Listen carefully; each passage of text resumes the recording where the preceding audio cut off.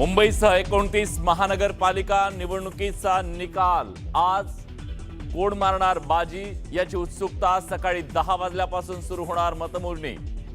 सगळ्यात पहिला कल फक्त न्यूज 18 लोकमत मराठीवर।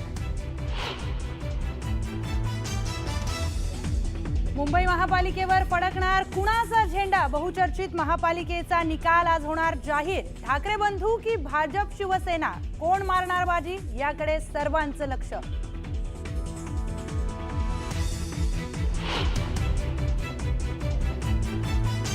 ठाणे आणि केडीएमसी पालिकेत कोणता ठरणार मोठा पक्ष? महायुतीमध्ये शिवसेना आणि भाजपमध्ये मोठी चुरस, तर ठाकरे बंधूंचा करिश्मा दिसणार का याकडेही लक्ष।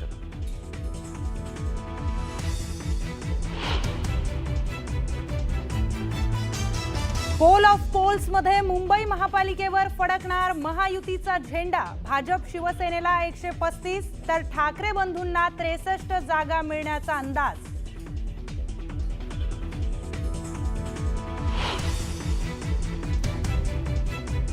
ॲक्सिस माय इंडियाच्या पोलनुसार मुंबईकरांचा कौल महायुतीला। शिवसेना भाजपचे 131 ते 151 जागा निवडून येण्याची शक्यता। ठाकरे बंधूंचे 58 ते 68 उमेदवार विजयी होण्याचा अंदाज।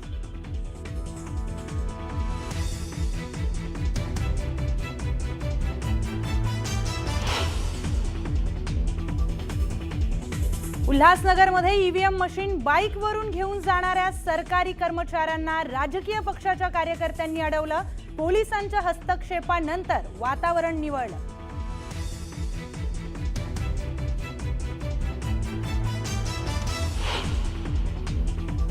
पुण्यात भाजप स्वबळावर सत्ता मिळवेल, केंद्रीय मंत्री मुरलीधर मोहोळ यांना विश्वास। पुण्यात भाजपच्या 120 ते 125 जागा निवडून येतील, मोहोळांचा दावा।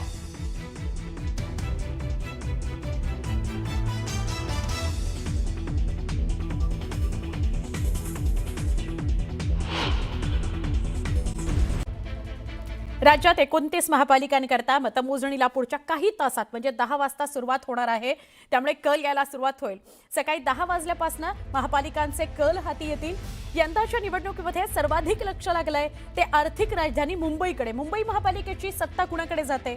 मुंबई महापालिकेमध्ये एका बाजूला ठाकरे बंधू, दुसरीकडे भाजप शिवसेना महायुती अशी थेट लढत होती। चारही नेत्यांनी प्रतिष्ठेची लढाई केलेली आहे, पक्षांकरता सुद्धा आणि स्वतःच्या अस्तित्वाकरता सुद्धा। त्यामुळे बीएमसीवर कुणाचा झेंडा फडकतो हे बघावं लागेल। त्यापूर्वी विविध संस्थांकडून मुंबईतल्या एक्झिट पोलची आकडेवारी जाहीर करण्यात आली। यात पोल ऑफ पोल्सच्या आकडेवारीनुसार मुंबईमध्ये एकूण 227 जागांकरता शिवसेना आणि भाजपला सर्वाधिक जागा मिळतील असा अंदाज वर्तवण्यात आलेला आहे।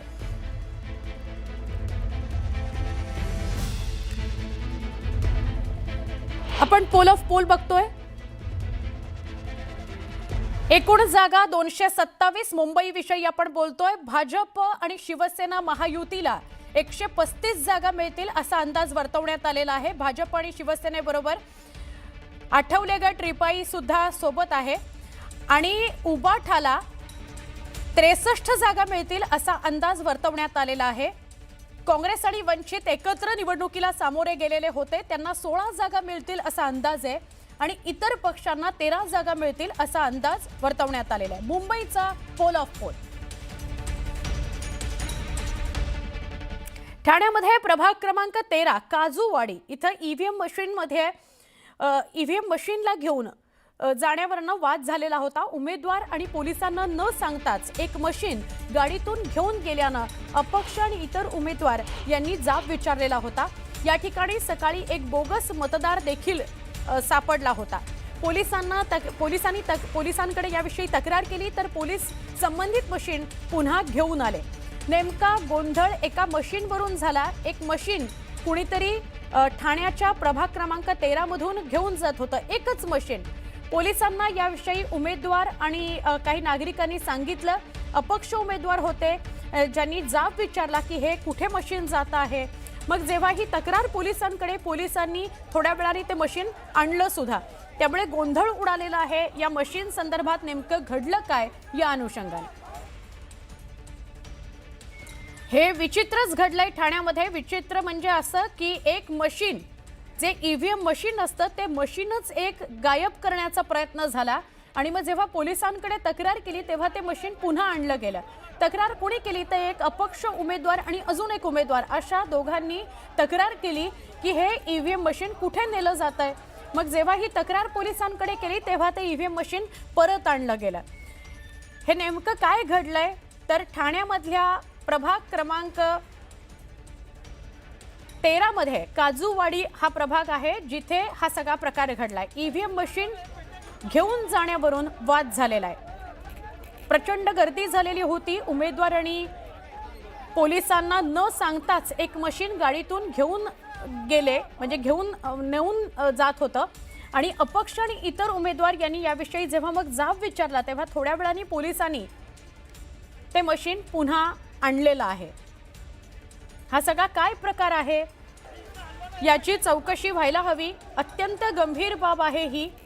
म्हणजे सत्ताधाऱ्यांवर जे आरोप केले जात आहेत, ईव्हीएम मशीनमध्ये घोटाळे, ईव्हीएम मशीन्स बदलणे, अशा प्रकारचे जे आरोप मागच्या काही महिन्यांमध्ये आपल्याला बघायला मिळाले ते सगळे खरे ठरतील की काय अशी शक्यता निर्माण होणारं हे उदाहरण आहे.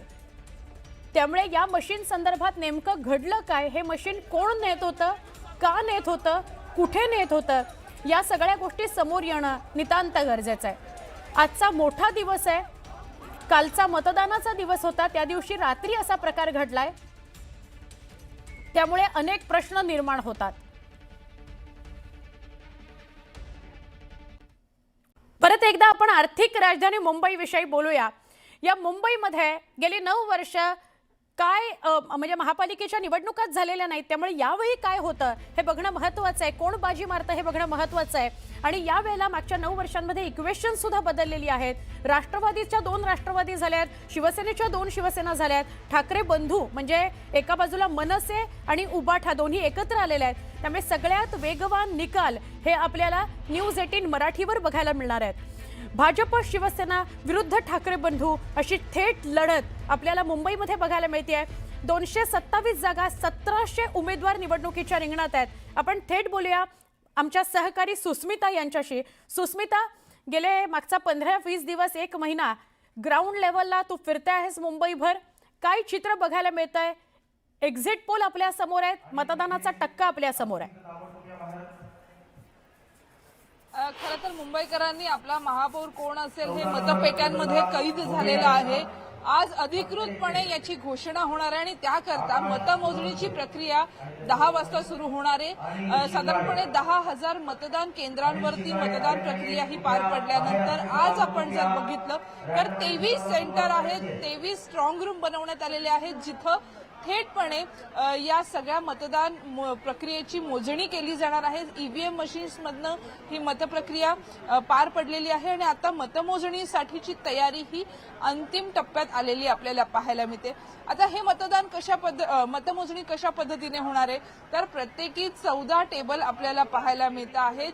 त्यामध्ये 5 फेऱ्या, प्रत्येक वॉर्डसाठी 5 फेऱ्या होणार आहेत आणि 5 फेऱ्या ज्या वेळेला होतील त्यावेळेला एका वेळेला काउंटिंगसाठी 2 प्रभागांची मतमोजणी ही एकत्रितपणे होणार आहे. याचाच अर्थ 14 टेबल वरती प्रत्येकी 5 फेऱ्या करत पहिल्या 2 प्रभागांची जी आकडेवारी आहे ती समोर येईल. त्यानंतर उर्वरित प्रभागांचा निर्णय हा हळूहळू आपल्या समोर येणार आहे.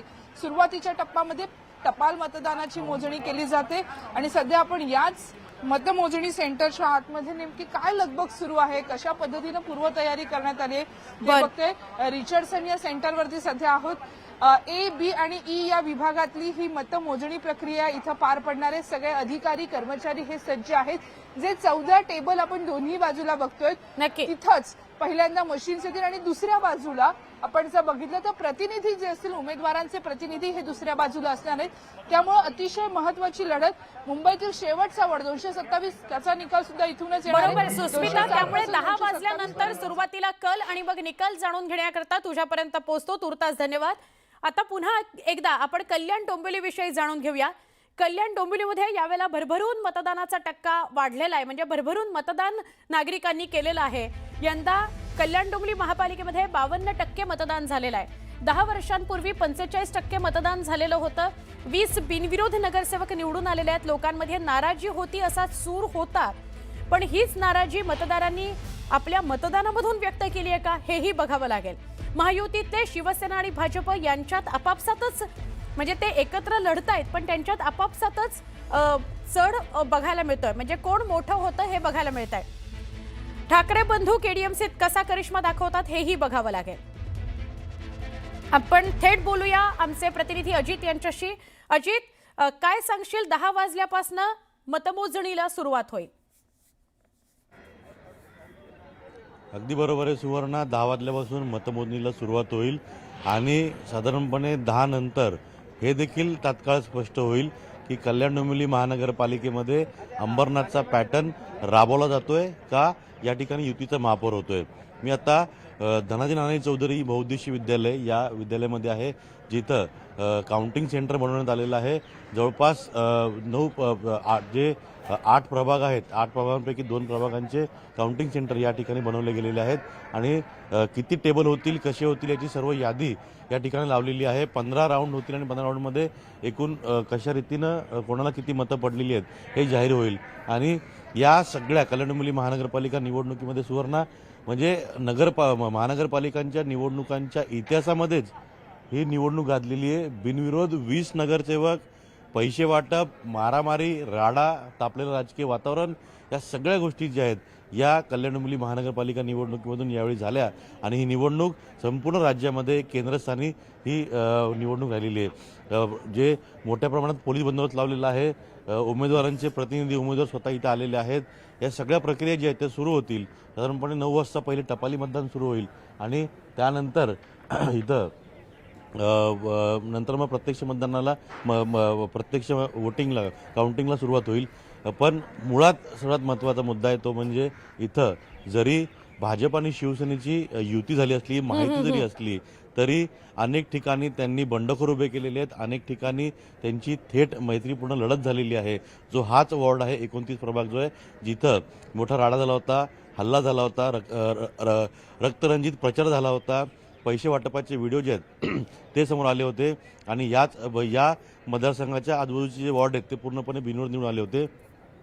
यामुळेच हा सगळा कल्याण डोंबिवलीचा परिसर जो आहे हा या निकालाकडे सगळ्यांचं लक्ष लागण्याचं निकालाकडे सगळ्यांचं लक्ष लागलंय. कल यायला 10 वाजता सुरुवात होईल आणि नंतर निकाल सुद्धा येतील. अचूक आणि वेगवान निकाल न्यूज 18 मराठी आपल्यापर्यंत पोहोचवणार आहे. अजित, धन्यवाद. वळूया नाशिककडे.